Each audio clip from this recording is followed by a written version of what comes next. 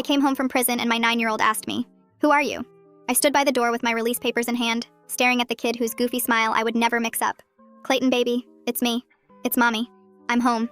Clayton went pale like he'd seen a ghost. "But Daddy said you died in prison." "What? That's crazy, I'm right here." He backed away into the house, his tears now streaming. No, Mommy's dead. We went to her funeral. I put flowers on the wooden box she was in." "What box? What funeral?" I stepped forward, but Clayton ran deeper into the house. "Daddy!" My husband Carter appeared in the hallway, and when he saw me, his knees literally buckled. "Who are you?" He pulled Clayton behind him, protective. "Carter, what are you talking about?" "It's me, Vivian. I just got released from prison." I held my release papers out, but he didn't move. "Vivian died 8 months ago." His voice was breaking. Sewer slide in her cell. The warden called me himself and delivered the goodbye letter. I identified the body. We buried her. My legs felt weak. "That's impossible. I wrote you letters every week. I called when I could. We talked about Clayton's birthday 3 weeks ago." Carter shook his head slowly. "I haven't gotten a letter or call in 8 months. Not since..." He paused. "Since my wife died. I don't know who you are or what kind of sick game this is, but you need to leave." "Game? Carter, I'm your wife. We've been married for 12 years. He walked to the kitchen drawer and pulled out a folder. His hands were steady now, like he'd made up his mind about something. Inside were documents, a death certificate with my name, official prison letterhead saying I'd taken my own life, a program from my funeral with my picture on it. "This is my wife's death certificate," he said quietly, signed by the prison doctor. I stared at the papers. They looked real. Official seals, signatures, everything. "This is fake. It has to be. Someone's lying to you." Clayton peeked around his father. "You smell like Mommy," he whispered to me, "like her shampoo." But Carter remained firm. He pulled Clayton back gently. "Buddy, I know you miss Mommy, but this isn't her. Sometimes bad people pretend to be someone we love." The way he said it, so protective, so sad, made me feel crazy. That's when a woman appeared from the hallway. Blonde, maybe 30, with her hand resting on a visibly pregnant belly. She looked about 7 months along. "Carter? Is everything okay?" She walked over and touched his arm. "This woman says she's Vivian," Carter said quietly. The blonde woman's eyes immediately filled with shock and sympathy. "Oh, honey." She reached her hand out to me. "I'm so sorry. But after Carter lost his wife, we met in a support group. I lost my husband too. I know how horrible grief can be." She turned to Carter. "Should I call the police? You married someone else?" My voice cracked as I saw the ring on her finger. "It's been 8 months and you're already having a baby with someone else?" I grieved. I moved forward for Clayton. "Cassandra has been wonderful with him." Cassandra squeezed his hand. "Clayton, sweetie, why don't you go to your room while we handle this?" Clayton looked at me one more time. He was starting to believe me. "But she has Mommy's voice too." I gave him our signature smile that used to mean pancake time. "She did the smile." Cassandra kneeled down to him. "I know, sweetie." Clayton's eyes lit up. "Can I go hug her?" he asked hopefully. "No, honey. Your Mommy is in heaven, remember? We visited her special place last week." I tried to protest, but she sent Clayton upstairs and pulled out her phone. "I'm sorry, but I need to protect my family." She dialed 911 while my husband just stood there. "Yes, there's a woman at our house claiming to be my husband's deceased wife. She seems mentally ill." "Wait." I was desperate now. "Ask me anything. Anything about us that only I would know," I begged Carter. "Our first date was at that terrible Chinese place. You got food poisoning. Clayton was born during a snowstorm." Carter's expression shifted, but that's when Cassandra interrupted. "Anyone could find that out. Social media, talking to friends. Ma'am, I understand grief makes people do things, but this is cruel. The scar on my stomach from my C-section," I continued. "That looks like a sword." Carter's face went white. "How do you know that?" I lifted my shirt slightly, showing my sword-shaped C-section scar. Carter stumbled backward. "Oh my God. How is this possible?" Cassandra's hand tightened on his arm. "Carter, scars can be faked. Don't let her manipulate you." I could tell Carter was torn. The police arrived within minutes. The officer looked at my release papers, then at the death certificate that Carter showed him. "These release papers look legitimate," the officer said. "But so does this death certificate. Let me make some calls."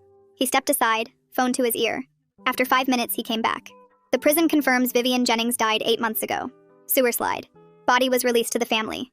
He looked at me with pity. "Ma'am, I don't know who you are, but you need to leave.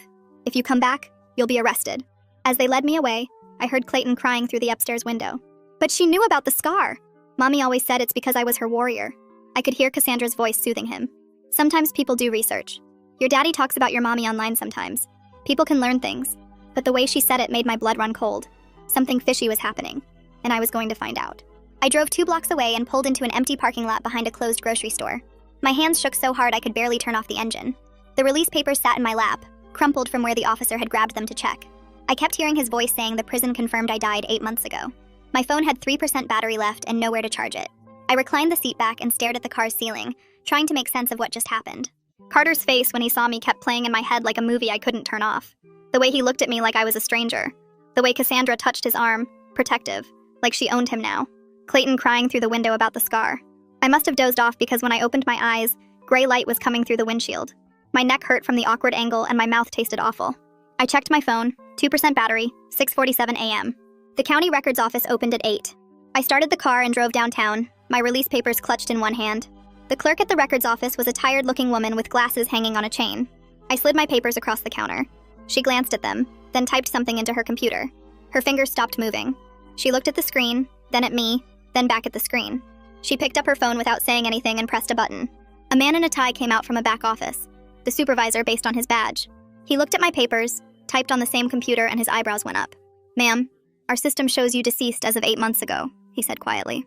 "Death certificate filed by the Department of Corrections." My stomach dropped. "That's impossible. I just got out yesterday. I'm right here." He clicked his mouse a few times. "The record shows Vivian Jennings died by suicide in custody. There's a death certificate on file." He paused. "Would you like a copy?" I nodded because I couldn't speak. He disappeared into the back and returned with a printed document. My name, my birth date, date of death 8 months ago, the prison doctor's signature, an official state seal that looked completely real. I walked out to my car on shaky legs and sat in the driver's seat comparing the two documents. The release papers had official letterhead, signatures, stamps. The death certificate had official letterhead, signatures, stamps. Both looked legitimate. Both had state seals. Someone went to huge trouble to make the world think I died while keeping me alive in prison.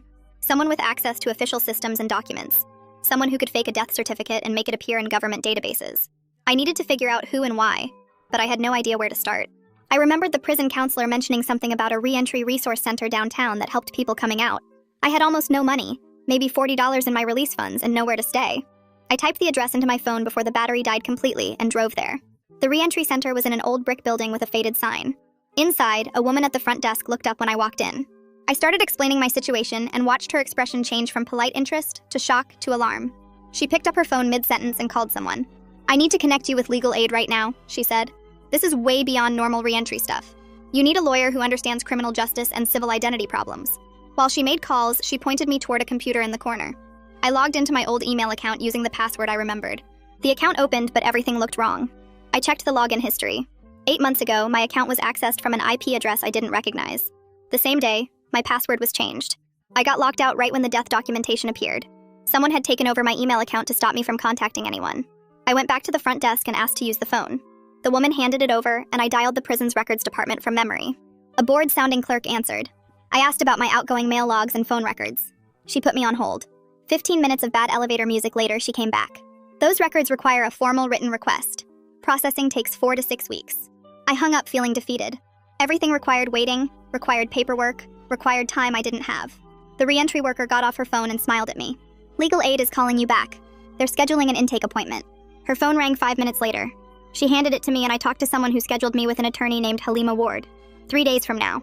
3 days felt like forever when I had nowhere to sleep and my son thought I was dead. The re-entry worker must have seen my face because she made another call and found me an emergency shelter bed for tonight. I thanked her and left with the address written on a scrap of paper. Back in my car, I couldn't stop thinking about Clayton's face when he saw me. The way his eyes lit up for just a second before the fear took over. He recognized me. He knew my smell, my voice, my smile. Before Cassandra convinced him otherwise, he knew I was his mom. I found a notebook in my glove compartment and started writing. Every detail I could remember about our life together. The way I used to make pancakes shaped like dinosaurs. The song I sang when he couldn't sleep. The game we played where we pretended his toy cars could talk. The time he broke his arm falling off the swing and I held him in the emergency room. His favorite stuffed elephant named Mr. Trunk. The scar on his knee from learning to ride his bike. Things only his real mother would know. Things I might need to prove who I am. I drove to the shelter address the re-entry worker gave me. The building looked old and tired, with peeling paint and a flickering light over the entrance. Inside, a woman at the front desk checked my name against a list and handed me a key to a locker and a thin blanket. The sleeping area had rows of cots packed close together, and I found an empty one near the back wall. I stashed my car keys and the notebook in the locker, then sat on the cot with my release paperwork spread out on my lap. My property inventory sheet listed everything I supposedly had in my cell when I got released. My toothbrush, 3 books, a photo of Clayton from 5 years ago, 2 pairs of socks, underwear, the prison-issued clothes I wore out. But I remembered writing at least 6 letters to Carter in the weeks before my supposed death 8 months ago. Letters about Clayton's upcoming birthday, about how I was counting down the days until release, about how much I missed them both. None of those letters showed up on the outgoing mail log attached to my property sheet. The log stopped 8 months ago with a letter to my sister. Then nothing. Like my ability to communicate with the outside world just vanished overnight. I woke up early when someone's alarm went off 3 cots over. My back hurt from the thin mattress and I felt gritty from sleeping in my clothes. I grabbed my stuff from the locker and headed out before the breakfast rush started. The death certificate Carter showed me listed the cemetery name and plot number. I punched the address into my phone and drove across town. The cemetery gates were open and I followed the winding road past rows of headstones until I found the section number. I parked and walked through wet grass, reading names and dates on markers until I saw it. My name, Vivian Jennings. My birth date, and a death date from 8 months ago. Fresh flowers sat in a metal vase attached to the headstone. Someone had been here recently, probably Carter and Clayton visiting what they thought was my grave. I stood there staring at my own headstone and felt like I was watching myself from outside my body. This thing existed in the real world. Someone paid money for it. Someone carved my name into stone. Someone put my supposed body in the ground under this exact spot. The whole thing felt wrong in a way that made my skin crawl. I pulled out my phone and took photos of everything. The headstone from different angles, the flowers, the plot number marker, the funeral home name engraved at the bottom of the stone. Then I walked back to my car and looked up the funeral home address. 3 blocks away. I drove over and parked in their small lot. The building was brick with white columns, trying to look fancy but mostly looking dated. Inside smelled like flowers and carpet cleaner. A man in a dark suit looked up from a desk when I walked in. I asked if I could speak to whoever handled arrangements for Vivian Jennings 8 months ago. He looked confused and asked if I was a family member. I told him I was Vivian Jennings and I needed to see the file. His face went pale and he stood up quickly, saying he needed to get the director. A few minutes later, an older man came out and introduced himself as Mick Elliott. He asked what this was about, and I could tell he thought I was some kind of scam artist or crazy person. I pulled out my release papers and held up my wrist so he could see the prison ID bracelet they forgot to cut off when I left. His expression changed from defensive to shocked. He asked me to wait and disappeared into a back office. When he came back, he was carrying a thick folder. He sat down at a table in a small conference room and opened it carefully. The death certificate was on top, signed by someone named Dr. Jas Finley from the prison medical unit. Under that was a transport authorization form with official Department of Corrections letterhead, instructing the funeral home to receive the deceased and prepare for immediate burial. Mick's hands shook slightly as he flipped through the pages. Mick started explaining what happened 8 months ago in a quiet voice. The body arrived in a sealed transport bag with a tag attached that had my name and prisoner number. The paperwork said closed casket only, no viewing, because of the nature of the death. He said this was unusual but not unheard of with prison deaths, especially when they involved violence or trauma. Carter came in to make arrangements and sign papers, but he never actually saw the body. The prison insisted the remains stay sealed for health and safety reasons. Mick admitted this bothered him at the time because he usually requires family identification, but the documentation was so official and complete that he went along with the prison's protocol. Carter picked out a casket, approved the headstone design, and paid for everything. The burial happened 3 days later with Carter, Clayton, and a few of Carter's friends attending. Mick showed me photos from the service. My son standing next to that closed casket holding Carter's hand. I asked Mick if I could get copies of everything in the file. He hesitated, looking at the papers and then at my face, and then at my prison ID bracelet.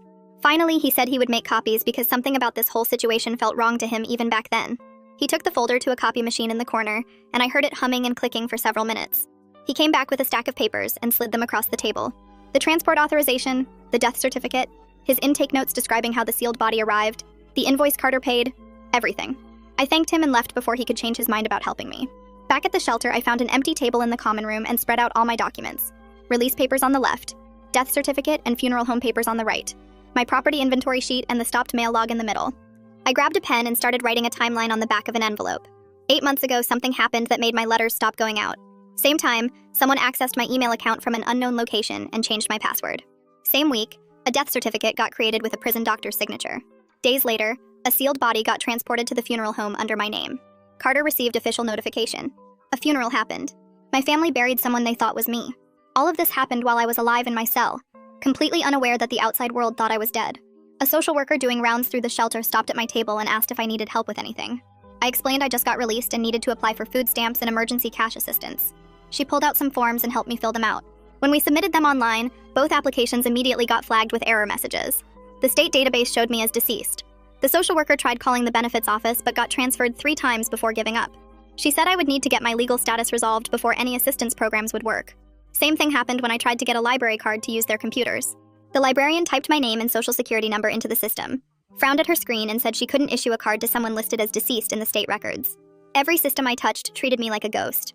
I spent my second night at the shelter writing a long letter to Carter on notebook paper. I explained everything I found out so far.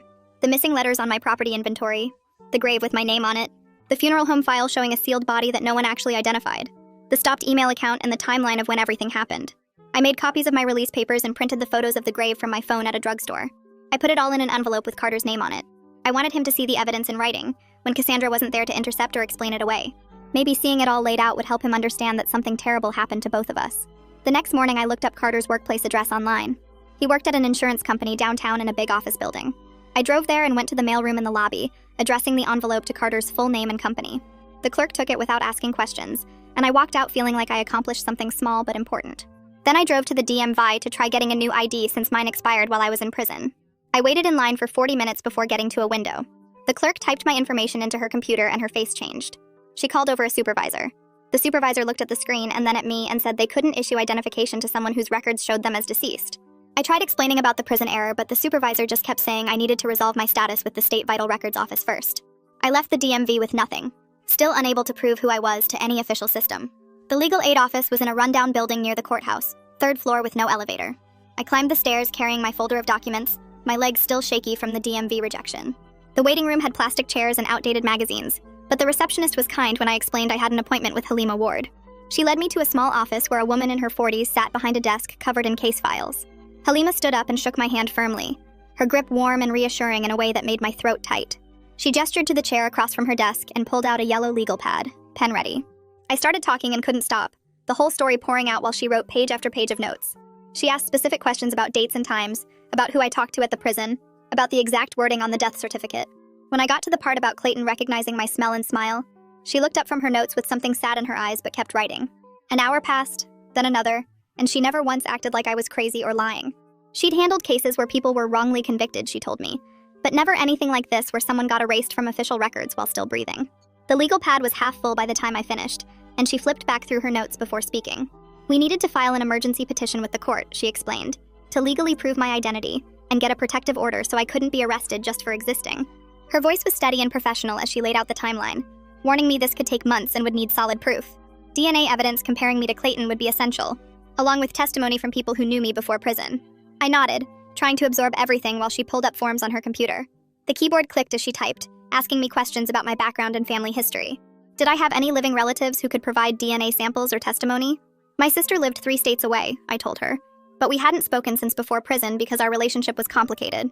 Halima wrote that down and said complicated relationships were still useful for DNA comparison. She opened a new window on her screen and started listing all the evidence I'd gathered. The release papers with their official stamps and signatures. The funeral home file showing the sealed body transport. The timeline of when my email got locked. My stopped letters that never reached Carter. She typed quickly, organizing everything into categories. But we needed more, she said without looking up from the screen. My complete prison records, including surveillance footage from the day I supposedly died. Medical files showing I was alive and getting treatment. Visitor logs proving I had contact with staff. Phone records showing calls I made. She would file a Freedom of Information Act request for all of it, she told me, her fingers flying across the keyboard as she drafted the document. The request went to the Department of Corrections demanding every piece of paper and video related to my case. While that printed, she opened another document and started writing a letter to the prison warden. Her tone shifted to formal and stern as she typed about preservation of evidence and potential criminal violations. She copied the State Attorney General's office on the letter, she explained, because this situation went beyond normal administrative errors. Someone with access to official systems had deliberately falsified records, and that was a serious crime. The printer hummed as page after page came out, and she signed each one with a flourish before sliding them into envelopes. I watched her work with a strange mix of relief and anxiety building in my chest. Someone was finally taking action instead of just telling me I was wrong or confused. She sealed the envelopes and stacked them in her outbox for mailing, then turned back to me with a small smile. This was just the beginning, she warned, but at least now I had representation and a plan. I left her office an hour later with copies of everything she filed, walking down those 3 flights of stairs with my folder thicker than before. For the first time since showing up at Carter's door, I felt like maybe I could prove what happened to me. The panic and confusion that had been choking me for days loosened just a little bit. I had a lawyer who believed me and knew how to fight bureaucratic systems. Outside on the sidewalk, I checked the time on the shelter's loaner phone they'd given me for emergencies. Still afternoon, with hours before I needed to be back for dinner. I started walking toward the bus stop when a woman approached me, maybe 35 with a messenger bag and a professional but friendly smile. She introduced herself as Kirsten Logan and said she was a journalist who covered criminal justice issues. Someone at the reentry center had mentioned my situation, she explained, and she wanted to hear my story. My stomach clenched with worry about making things worse, about Cassandra seeing my name in the news and using it to keep me from Clayton. But Kirsten kept talking, explaining how media attention often forced bureaucratic systems to move faster because nobody wanted to look incompetent in public. She promised to verify every detail before publishing anything and to protect my privacy as much as possible while still exposing what the prison system did. I studied her face, trying to decide if I could trust her. She pulled out a business card with her name and the newspaper's logo, along with links to articles she'd written about wrongful convictions and prison reform. The articles looked legitimate when I glanced at them on her phone, serious investigations that had led to policy changes. I agreed to talk, and we found a coffee shop 2 blocks away where she bought me lunch while I told her everything again. She recorded our conversation on her phone after asking permission and took notes in a spiral notebook covered in coffee stains. 2 hours passed while I laid out the timeline, showed her my documents, explained about the funeral home and the sealed body. Her eyes widened when I showed her mixed file about the transport protocol, and she took photos of every page with her phone's camera. This was highly unusual, she said. Almost unheard of for a body to arrive sealed with no viewing. It suggested someone with institutional authority had orchestrated the whole cover-up. Someone who could manipulate official paperwork and transport procedures. She photographed my release papers, the death certificate copy, the grave photos, everything. When we finished, she packed up her notes and promised to start making calls to the Department of Corrections. She would request official comment on my case and see how they responded, she told me. Their reaction would tell her a lot about whether this was a simple mistake or something more deliberate. I rode the bus back to the shelter feeling exposed and nervous about what would happen when her article came out. The next afternoon, Kirsten texted me that she'd heard back from the DOC Public Information Office. Their response was brief and bureaucratic, she said, claiming they were looking into the matter but couldn't discuss individual inmate records. That was government speak for internal panic, she explained, because organizations only used that kind of language when they were scrambling to figure out what went wrong. 3 days after I mailed my letter to Carter's workplace, an unknown number called the shelter's loaner phone. I almost didn't answer because I figured it was spam, but something made me pick up. Carter's voice came through shaking and uncertain, asking if we could meet somewhere public to talk. He'd gotten my letter at work, he said, and hadn't been able to think about anything else since reading it. My hands trembled as I agreed to meet him at the same coffee shop where I'd talked to Kirsten. He'd seen all the evidence laid out in writing, away from Cassandra's protective interference, and something had shifted in how he was processing everything. I hung up and sat on my shelter bunk staring at the phone, wondering if this meant he was starting to believe me, or if he just wanted more answers before deciding I was crazy. The coffee shop was nearly empty when I arrived the next afternoon, just a few people with laptops scattered around. Carter was already sitting at a corner table, and I could see from across the room that he looked terrible. Dark circles under his eyes, wrinkled shirt, hair sticking up like he'd been running his hands through it all night. The manila folder sat on the table in front of him, thick with papers. I slid into the chair across from him and watched as he opened the folder with shaking hands. He spread the documents across the table between us like he was laying out evidence at a crime scene. Death certificate, funeral program, official prison letters, all of it arranged in neat rows. His voice came out rough when he finally spoke, asking me how any of this could be real if I was sitting right here in front of him. I pulled out my own papers, the release documents with their official stamps and signatures. I walked him through everything I knew, pointing to dates on my paperwork, showing him the timeline of when my letters and calls should have reached him. He stared at the papers for a long time before admitting something that made my chest tight. He said it had seemed strange when my letters and calls suddenly stopped coming, but the prison counselor told him I was withdrawing emotionally before the suicide. That's what they told him, that I was pulling away from everyone, getting ready to do it. The counselor made it sound normal, like a pattern they'd seen before. Carter's hands were still shaking as he reached for his phone. He scrolled through his messages and turned the screen toward me. There was a text supposedly from me, dated exactly 8 months ago. The message said I couldn't handle prison anymore, that he should move on with his life and forget about me. I stared at those words and felt sick because I never wrote that. I never sent any text like that. I told him I didn't even know how someone could have accessed my phone account to text him, but clearly someone did. Someone wanted him to think I was giving up. He believed it too, believed I was saying goodbye. I asked him about the letter, the goodbye letter the warden supposedly delivered to him personally. Carter's face went pale and he reached for his wallet. He'd been carrying it with him for 8 months, he said, keeping it folded in the leather. The paper was worn soft from being handled, creased where it had been folded and unfolded probably hundreds of times. I took it from him carefully and started reading. The handwriting did look like mine, similar enough that I could see why Carter believed it. But the words were all wrong. The phrasing was stiff and formal, nothing like how I actually write or talk. It said things about accepting my fate and finding peace, phrases I would never use. It talked about Clayton in this distant way that made me want to scream because I never wrote like that about my son. Carter was watching my face as I read, really studying me. I could see something shifting in his eyes, like he was finally letting himself consider that maybe I was telling the truth. He asked me what I needed from him, his voice barely above a whisper. I told him straight out because there was no point dancing around it. I needed DNA testing to prove I was Clayton's biological mother. I needed him to stop treating me like some dangerous stranger who was trying to hurt his family. I needed him to help me figure out what happened and who did this to us. He nodded slowly and said he would agree to the DNA test, but then he added that he needed time to process everything before involving Clayton any further. Cassandra was terrified, he explained. scared that I was going to destroy the family she'd built with him. She was pregnant and worried about what my return meant for her baby, for Clayton, for everything they'd created together. He needed to figure out how to handle this situation without traumatizing everyone involved. I wanted to argue, wanted to demand immediate access to my son, but I forced myself to stay calm. We exchanged phone numbers, typing them into each other's phones right there at the table. Carter promised he would cooperate with Halima's legal proceedings, that he wouldn't fight me on the identity restoration. As we stood up to leave, he reached out and touched my arm briefly. The contact was so quick I almost missed it. He said he was sorry for not believing me at first, that the death certificate and the funeral had felt so real. Accepting that I was gone had seemed easier than questioning official documentation from the prison system. I rode the bus back to the shelter in a daze, my emotions all tangled up, exhausted but also weirdly hopeful for the first time since this nightmare started. Having Carter as an ally instead of an enemy changed everything, even though the path forward was still messy and complicated. At least now I had someone who believed me, someone who could help prove I was who I said I was. 2 days later, my phone buzzed with a call from Halima. She had news that made my pulse speed up. The Department of Corrections had assigned an internal investigator to review my case after her formal requests in Kirsten's article. A woman named Antonella Colombo from the Office of Inspector General wanted to interview me about what happened. Halima gave me the address of a government office building downtown and told me to bring every piece of documentation I had. The building was gray concrete and glass, the kind of place that screamed bureaucracy. Antonella met me in a small conference room on the 3rd floor.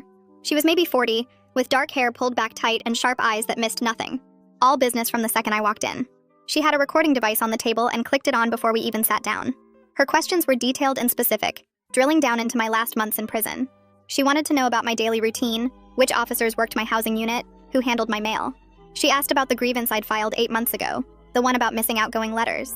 Every time I answered, she took notes in tight, precise handwriting. She made copies of all my documents using a scanner in the corner.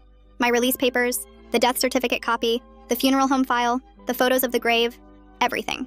She was particularly interested in which correctional officers had access to my housing unit and the mailroom. She asked me to write down every name I could remember, every face I'd seen regularly during those final months before I was supposedly dead. The interview lasted almost 2 hours, and by the end I felt wrung out. But Antonella seemed satisfied with what I'd given her. She packed up her notes and recording device, then told me she'd be in touch as the investigation progressed. She couldn't share details about what they were finding, but she promised to keep Halima updated on anything relevant to my legal case. Antonella closed her folder and looked at me with an expression I couldn't quite read. She pulled up something on her computer screen and turned the monitor so I could see it. The database showed my name with a death entry dated 8 months ago, but when she clicked on the details, something looked off. She pointed to a field that said verified by, and there was only one name listed instead of the usual multiple entries. Raina Harrington, mailroom supervisor. Antonella scrolled down and showed me the resignation date, exactly 2 weeks after my supposed death was recorded. The timing made my stomach drop. I stared at the name Raina Harrington, trying to figure out why it felt familiar. Then it hit me like a punch to the gut. Raina was the woman who worked in the mailroom, the one who always wore too much perfume and had long fake nails that clicked on the counter when she sorted packages. I remembered her because she was dating one of the corrections officers on my housing unit, a guy named Rodrigo, who had a thick mustache and always seemed annoyed when inmates asked him questions. I never had any major problems with either of them, just the usual prison staff attitude where they treated you like you were invisible or stupid. But 8 months ago, I did file a grievance.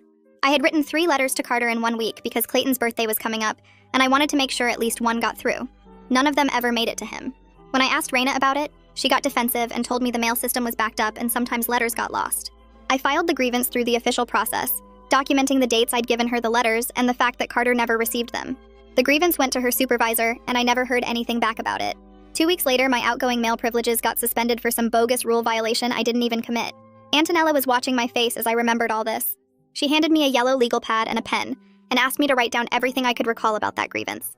Every detail about the missing letters, every interaction with Raina, anything I remembered about Rodrigo or other staff members who might have been involved. She said she couldn't tell me specifics about the investigation because it was ongoing, but she confirmed they were looking into whether staff members falsified records to cover up mail theft or other types of misconduct. I started writing and the words just poured out. I wrote about how Raina always seemed rushed when I brought her outgoing mail, how she would toss the envelopes into a bin without really looking at them. I wrote about the grievance form I'd filled out, and how the response I got back was just a form letter saying my complaint had been reviewed and found to have no merit. I wrote about Rodrigo, and how he started giving me weird looks after I filed the grievance, like he knew something I didn't. I wrote about how my mail privileges got suspended right after that, and how I had to go through this whole appeal process just to be able to write to my family again. By the time I got my privileges back, Carter had stopped responding to my letters anyway. I thought he was mad at me or had given up on our marriage. I never imagined someone was literally making me disappear from the system. The pen shook in my hand as I kept writing. Antonella let me take my time, not rushing me, just occasionally nodding when I looked up. When I finally finished, I had filled 4 pages front and back with everything I could remember. She took the pages and read through them carefully, making notes on a separate pad. Then she looked at me with a serious expression and told me something that made my blood run cold.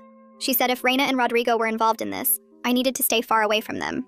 She said confronting them directly could mess up the investigation and potentially put me in danger. She said people who would go this far to cover up their crimes might do worse if they felt threatened. I promised her I wouldn't try to contact them, but inside I was screaming. These people had stolen my life, erased my identity, made my husband think I was dead, all to hide the fact that they were stealing mail. The thought made me want to throw up right there in her office. Antonella walked me out and told me she'd be in touch as the investigation moved forward. She reminded me one more time not to do anything stupid like trying to find Reina or Rodrigo on my own. I nodded and left the building feeling like I might collapse. Back at the shelter, I couldn't focus on anything. I kept thinking about Reina's clicking nails and Rodrigo's mustache and how these 2 random people had destroyed everything. That evening, my phone buzzed with a text from Kirsten. Her article had just gone live. I clicked the link and there it was, the headline reading, "Woman declared dead by prison system fights to reclaim her life." She had written it carefully, focusing on the documents and the systemic failures rather than making it sound like some crazy drama. She included quotes from my interview, photos of my release papers next to the death certificate, and questions about how the prison system could lose track of a living person. The article was good, really good, and I felt grateful that someone was telling my story the right way. Within an hour, the article started getting shared on social media. I watched the comments pile up on my phone screen. Most people were outraged, saying things like, "How does this even happen?" And "The system is so broken," and "This poor woman." Some people were skeptical though, saying I was probably a con artist or mentally ill, that there had to be some reasonable explanation. But the supportive comments outnumbered the negative ones by a lot. People were sharing the article and tagging news organizations and government officials. It felt like maybe something good could come from all this attention. The next morning, the shelter director called me into her office. She looked stressed and uncomfortable. She told me she'd received a phone call the night before from someone claiming I was dangerous and shouldn't be around vulnerable people. The caller had said I was violent and unstable and that having me at the shelter put everyone at risk. The director said she didn't believe any of it, that I'd been nothing but quiet and respectful since I arrived. But she had to take the threat seriously because of liability issues and the safety of the other residents. She was really sorry, but she needed me to find somewhere else to stay. I felt like I'd been punched in the stomach. I gathered my few belongings and called Halima from outside the shelter. She sounded angry when I told her what happened. Angry at whoever made that call, not at me. She said she had some emergency legal aid funds she could use to get me into a cheap motel for a few weeks while we worked on more permanent housing. 2 hours later, I was checking into a rundown motel on the edge of town. The room smelled like cigarettes and cleaning chemicals. The bedspread had stains I didn't want to think about, and the TV only got 3 channels. But it had a door that locked and no one could tell me to leave. After weeks of the shelter's chaos and years of prison's constant noise and surveillance, having a private space felt like the biggest luxury in the world. I sat on the bed and just breathed for a few minutes, letting the silence sink in. My phone buzzed with a text from Carter. He said Cassandra had seen Kirsten's article and was really upset. She was worried that all the media attention would bring chaos into Clayton's life, that reporters might show up at the house or at his school. He asked if I could avoid doing any more publicity until the legal stuff got sorted out. I texted back that I understood and would hold off on any follow-up interviews. I didn't tell him that Kirsten had already asked me about doing more coverage. I didn't want to make things worse between him and Cassandra. 2 days later, Halima called with news. The court had scheduled a hearing on her emergency petition for 2 weeks from now. She said we needed to spend that time gathering as much evidence as possible. We needed the DNA results comparing me to Clayton. We needed my complete prison records showing I was alive when I was supposedly dead. We needed testimony from people who knew me before I went to prison. She rattled off a whole list of things we had to pull together, and I wrote them all down on the motel notepad. 2 weeks suddenly felt like no time at all to prove I existed. The first thing on Halima's list was contacting my sister. I hadn't talked to Rachel in almost 4 years, not since before I went to prison when we had a huge fight about money I borrowed and never paid back. I sat on the motel bed staring at my phone for 10 minutes before I finally called her number. She answered on the 3rd ring. Her voice sounded older, tired. I told her it was me, and she went completely silent for like 30 seconds. Then she started crying and asking how this was possible because she got a letter 8 months ago from the prison chaplain saying I died. The letter had official prison letterhead and everything. She said she felt terrible for not coming to the funeral, but she was broke and lived 3 states away, and our relationship had been so bad. I told her the whole story about the fake death certificate and Carter remarrying and Clayton thinking I was dead. Rachel kept saying she should have known something was wrong, that she should have called the prison to verify, but she just assumed prison officials wouldn't lie about someone dying. I asked if she still had the chaplain's letter, and she said yes. She kept it in a box with old family photos. She promised to scan it and email it to me right away.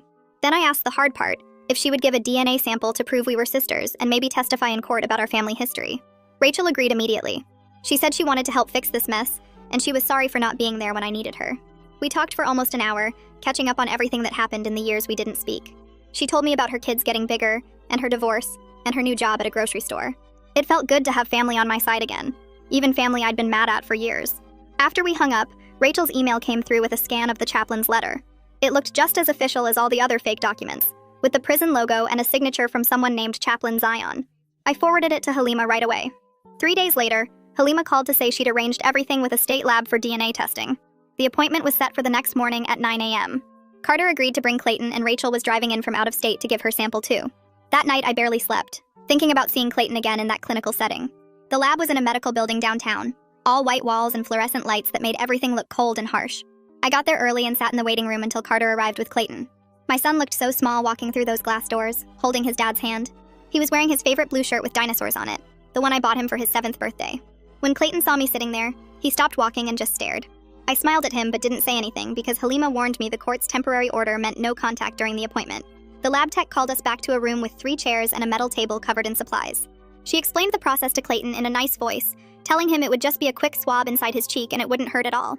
Clayton kept looking at me while she talked, like he was trying to figure something out. Carter stood behind him with his hands on Clayton's shoulders, protective. The tech did my sample first, rubbing the swab along the inside of my cheek for 30 seconds. Then she did Clayton's sample while he sat very still and brave. I watched my son's face the whole time, memorizing every detail because I didn't know when I'd see him again. His eyes were exactly like mine, dark brown with little gold flecks. He had a small scar on his chin from when he fell off his bike at age 5. I wanted so badly to reach out and touch him, to pull him into my arms and never let go, but I just sat there with my hands folded in my lap. After the tech finished with Clayton, she labeled all the tubes with numbers and barcodes. Carter told Clayton they could leave now, and Clayton asked in a quiet voice if he could say something to me. Carter looked uncomfortable but nodded. Clayton turned to me and said I really did smell like his mommy, and that confused him. Then Carter guided him out of the room before I could respond. I sat there for another 20 minutes waiting for Rachel to arrive. When she finally showed up, we hugged for a long time in the waiting room. She looked different, older and thinner, but her eyes were the same. The tech took Rachel's sample, and then told us the results would take 10 days with the expedited processing Halima requested. 10 days felt like forever when I knew the science would prove what I already knew, that I was Clayton's mother, and I never died in that prison cell. I spent those 10 days in the motel room mostly, watching terrible TV and trying not to go crazy with waiting. On day 6, Antonella called with new information from her investigation. She said the prison's surveillance system showed me alive and walking around my housing unit on the exact date I supposedly died. The cameras captured me in the day room, in the chow hall, in my cell. She also interviewed other women from my unit, and they all confirmed I was there that whole week, very much alive. Multiple people remembered seeing me and talking to me on the day the death certificate said I killed myself. Antonella's voice got more serious when she told me the next part. She found another inmate death that happened 3 days before my supposed death. A woman named Jazz who died of a heart attack or something medical. Jazz had no family, so her body was released to the county for burial in the prison cemetery, where inmates with nobody go. But here's the disturbing part. The timing of Jazz's death and my fake death lined up too perfectly to be a coincidence. Antonella thought someone might have switched our identities in the prison records, declaring me dead and having Jazz's body buried under my name. I felt sick hearing this, thinking about some poor woman buried in a grave with my name on the headstone. Antonella explained her theory about why this happened. If Reina and Rodrigo were stealing mail like I suspected, and if my grievance 8 months ago could have exposed them, they might have seen Jazz's death as an opportunity. By declaring me dead in the system, they could make any complaints I filed disappear as clerical errors. With me officially deceased, Carter would stop asking questions about missing letters. I'd be trapped in this bureaucratic nightmare even after my release date. The whole theory made horrible sense in a way that made me want to throw up. They declared me dead and buried someone else under my name just to cover up stealing mail and whatever other shady stuff they were doing. Carter would stop calling the prison asking why his wife wasn't writing back. Any grievances I filed would get dismissed because dead inmates don't file complaints. I asked Antonella what would happen to Reina and Rodrigo if she proved this theory true. She said they could face federal charges for falsifying government documents, mail fraud, and civil rights violations. The prison administration could also face huge liability for failing to catch such a massive error in their system. Federal investigators might get involved. People could lose their jobs. There might be lawsuits. Antonella told me she was building a strong case but needed more evidence before bringing charges. She was tracking down the transport records for Jazz's body and interviewing more staff members who worked in the mailroom. Everything was moving forward, she said, but these investigations take time. I thanked her and hung up, feeling angry and validated at the same time. Angry that people would destroy my life just to hide their crimes. Validated that someone in authority finally believed my story and was working to prove it. 5 days before the court hearing, Halima called my motel room at 8 in the morning. The DNA results were back from the state lab. She read the numbers to me over the phone. 99.97% probability that I was Clayton's biological mother. My sister's DNA confirmed we were siblings. The lab had no doubt about my identity. Halima said she was filing the results with the court within the hour and sending copies to Carter's lawyer and the state attorney. I sat on the motel bed after hanging up, staring at the printed email confirmation she sent to the business center downstairs. Science proved what I already knew. but seeing those numbers made it real in a way that felt different. My phone rang again 2 hours later. Carter's name showed on the screen. I answered and heard him crying before he said anything. He kept apologizing, saying he didn't know how to process that he buried someone else while I was still alive.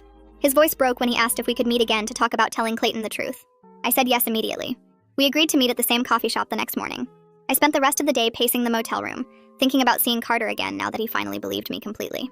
The next morning I got to the coffee shop early and sat in the same booth we used before. Carter arrived 10 minutes later carrying a manila envelope. He looked like he hadn't slept much.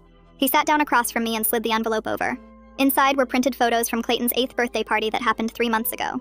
A birthday I missed because everyone thought I was dead. I looked through the pictures one by one. Clayton wearing a superhero cape, blowing out candles on a Batman cake, opening presents in our living room that now belonged to Cassandra too. Seeing my son's face in those moments, I should have been part of, made me want to scream.